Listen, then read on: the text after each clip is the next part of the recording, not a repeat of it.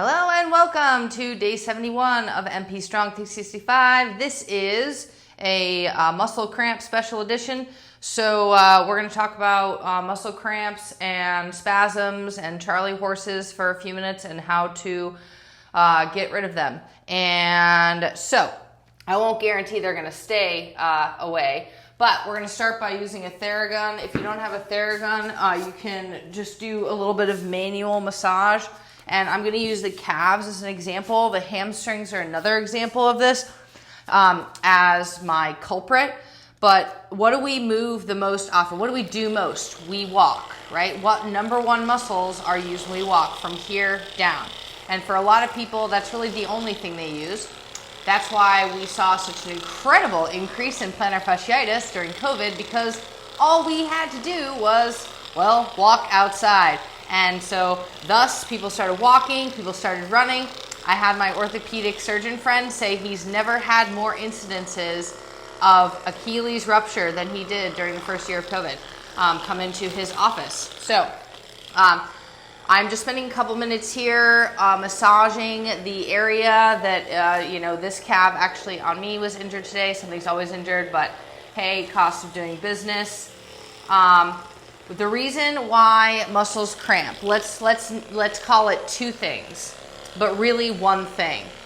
Bang, bang, bang, bang. I am the same range of motion all the time. I'm not here. I could go bang and bang, bang, but I'm always going bang, bang, bang, bang, bang, right? So if our muscle knows one range of motion, and then we maybe do that range of motion excessively, like you've just run a road race, and your muscle was going bang, bang, bang, bang, bang, like hard in that range of motion for like a long period of time. And then you go to rest, and then you're chill, and then you go and you start moving again. And like the new range of motion is like no longer like what's front and center, right? That big bang, bang still hung around. Your muscle's going to cramp right up because it's like, whoa, I'm still sort of in that range of motion. So all this to say, nothing is terribly wrong with you. It is all about getting that sort of spasm to release, getting that clump, that same range of motion to release, and then you can work on training the extended range of motion, the more length. Okay, the other example, I'll turn off this gun, is the hamstring. Hamstrings just don't get any love. They don't get anything at all. They neither get lengthened nor do they get shortened. We walk around with them. Like, watch when I walk. Like, so my hamstring starts here and ends up here, right? What happens when I walk? Nothing with the hamstring. Maybe it gets that little bit right here. I am not immune. You are not immune. We all have dead hamstrings. So that's why a lot of videos start with headless butt kickers. I'm just kidding. But doing butt kickers because they help at least start to stimulate that hamstring range of motion. So I'll often see people get hamstring cramps because the hamstring, same analogy, has one known range. It goes from there to there. And when you take it past that, especially when you contract it past here, then it's like, oh my God, I'm cramping up, I'm cramping up, I'm cramping up, because it doesn't know that range. There's these things called alpha motor neurons, and anything that, neuromuscular, right? It's nerve and muscle. So it has to, the nerve, the alpha motor neurons tell the signals of like, I need you to get longer and shorter. Yes, there are electrolyte considerations here. Why do we get muscle cramps? They say, oh, eat a banana because it has electrolytes. That is nonsense, by the way. But having electrolytes can help relieve muscle cramping. Typically, though, you're fine because you probably haven't been out sweating and like doing, hardcore whatever. So you maybe have an electrolyte imbalance, but it's probably like your best bet is not to go chug an electrolyte. Sure, you can do that. I actually chug electrolyte every morning is the first thing I do. So there's the pot calling the kettle black. But I'm saying if you're not already like electrolyte person, you can start by just getting into the full range of motion of that muscle before you even get out of bed. So I'll start on the floor after I do this little aside. I'm rolling my foot now. Foot cramps are another big culprit because our foot gets smashed into the floor. And so we can roll the bottom of our foot with either a roller or a ball or a rolling pin, anything that will help just target those little knots of fascia underneath your feet. You can hold on a spot on your foot as well and just kind of like hang out there. So right now my calf is in almost like a shortened but assisted shortened stance. So if I were to raise up, I would get to sort of a squeezier gastroc, right? So that ball of the calf muscle. And I would try to, if I'm trying to get the glute in there, I would try to go all the way up into the hip with that lift. So that's getting to the end range of the calf. And then how would I stretch that? Well, I would really stretch it if I go on a surface here and I come down into that full stretch of the calf there. And then with this, I want to try to ride the hip flexor forward. You can take this into lift and drops if you'd like, putting it just on the ball of the foot. I'm doing an assisted single leg lift drop. So focusing on getting that sheath, that fascia, that imagine your calf is getting longer, that muscle, and then tightening up to shorter all the way from the ankle to the back of the knee. And then you can ride that hip flexor forward to get it past the knee all the way up into the hip. Great, so I'm just gonna do a few of those demos because I just wanna show on the floor. Like I'm in bed, I just woke up. I don't wanna get a muscle cramp. I wanna test for cramps. I wanna test my range of motion. Goodbye, thank you, you're in the view. Go over there, goodbye.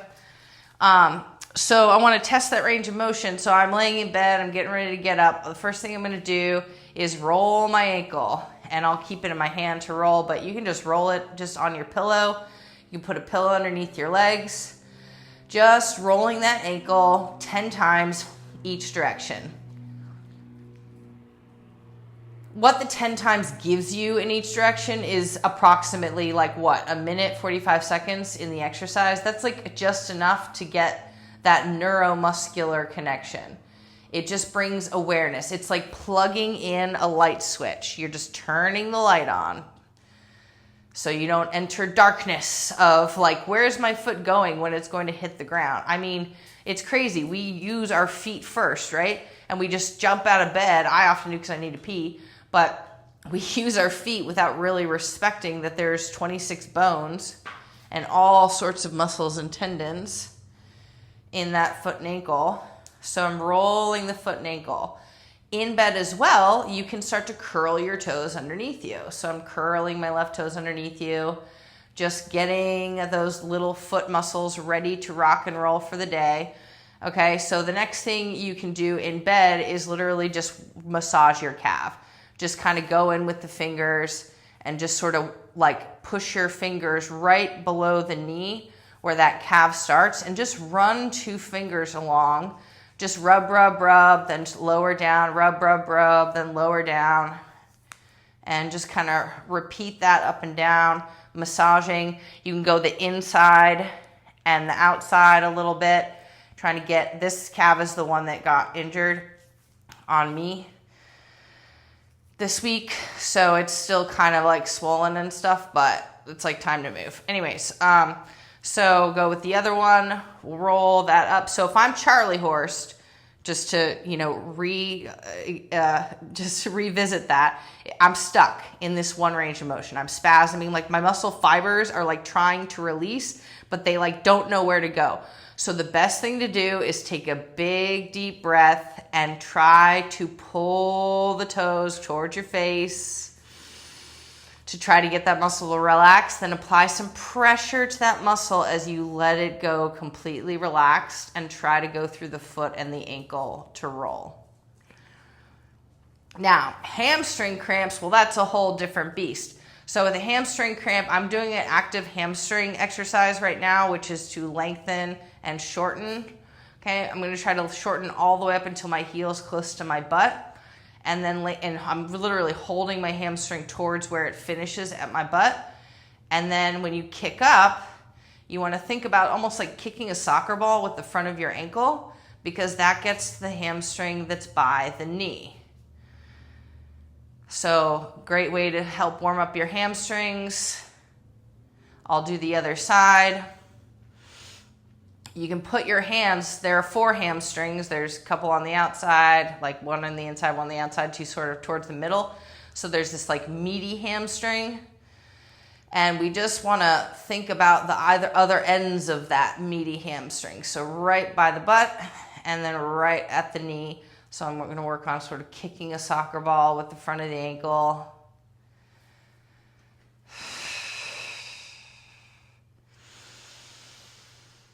Great. And then the next thing we're going to do is just slide the heel in and out. So if you have a towel that's like or a glider or a sock on a hardwood floor, or you're in bed and you want to start this exercise just while you're ready for the day. Dog, please move. Goodbye. Bye-bye. Go. And you are pushing down against the left foot into the floor, so that is stabilizing you, because if I'm walking, one leg is moving, the other leg is stabilizing, and then you swap off. So often people forget to stabilize through the resting leg. And I'm just going into those heel slides. This it basically is the bare bones, like the one where I just did with the leg up in the air and hinging from the knee. That's more advanced than even this is. So these heel slides, a doctor might prescribe these to you for a basic PT, but he won't tell you why. So you'll often do them just sort of with your head in the clouds. I'm telling you now to translate this into real life. You want to imagine you're literally coming through a step and you want your hamstring to be involved in that backside step as you come through a step, or you come through a bicycle pedal. Think about that. Or you're swiping something towards you on the floor. Okay, the other leg is actively foot pushing down against the floor. So you're getting that hamstring to work with you. I'm saying hamstring, there are other muscles involved, but we're just going to focus on the hamstring.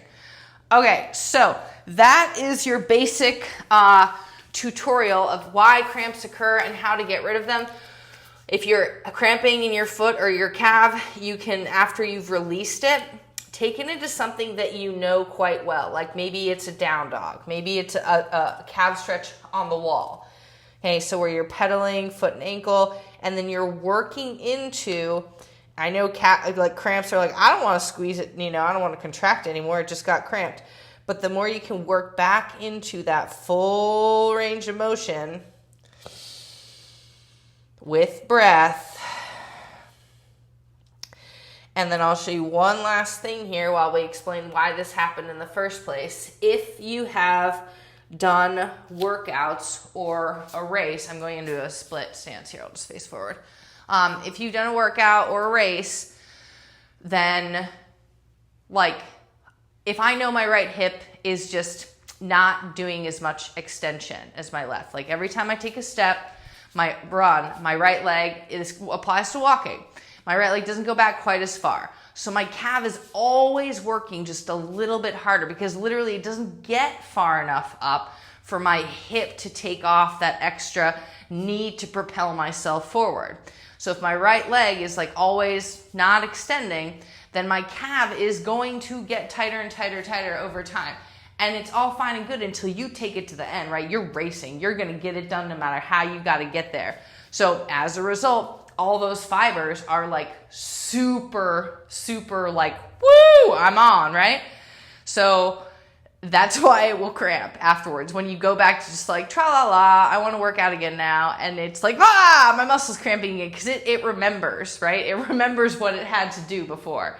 So I'm doing something to help with that, just gentle hip extension.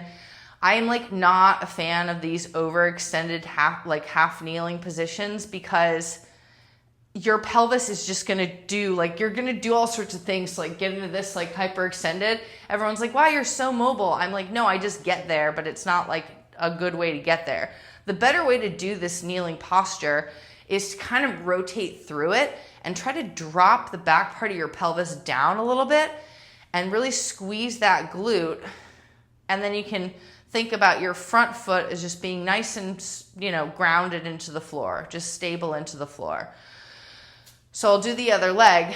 And if you're feeling cramps from like just walking, just scale that intensity down. Maybe you didn't do a road race because your body's version of like activity of like highest level is like, dude, I did like a 5-mile walk yesterday with the family and I got up today and I could like barely walk. Like my feet and my calves like hurt so badly.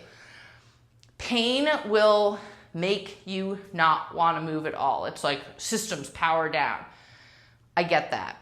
Take an Advil, which I hate saying, but it's like, just do it. Just take one Advil, not like 10 Advil. Just like take an Advil, go and massage the calves a little bit, and then think about the guys who were left behind. Think about your quads. Think about your hamstrings. Do some glute bridges. Do some of these little leg extensions on the mat, which I'll show you last. This is stationary lunge, so we're just doing these stationary split stances. You can put a pillow underneath your knee, and all we're trying to do is just drag that upper leg back into the equation, okay? So the lower leg is relaxed and soft. The upper leg ideally is taking more of that responsibility. For our grand finale, we'll do a known, common, but a goodie. You can go into alternating leg extension. For the quad, I want you to think about squeezing your hip as you extend that leg. The ankle can be flexed, can be pointed, or can be relaxed, but the point is that you choose because you want them equal. So my ankles are flexed. Thinking about dragging straight out, straight in.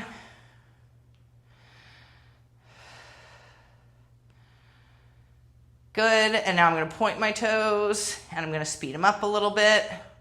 Dragging straight out, straight in.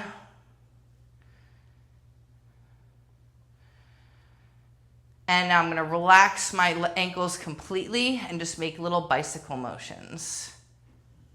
And I'm going to pick my head up. Good, just to add a little bit more ab. Just little bicycle motions. Good. Think about that hamstring underneath you, just like we did when we dragged the heel in towards your bum. Great. And just do a big, nice stretch. All new, all cramp-free muscles. Yeah, I could say more, but I think I've said quite enough about this. Enjoy your cramp-free life. See you next time.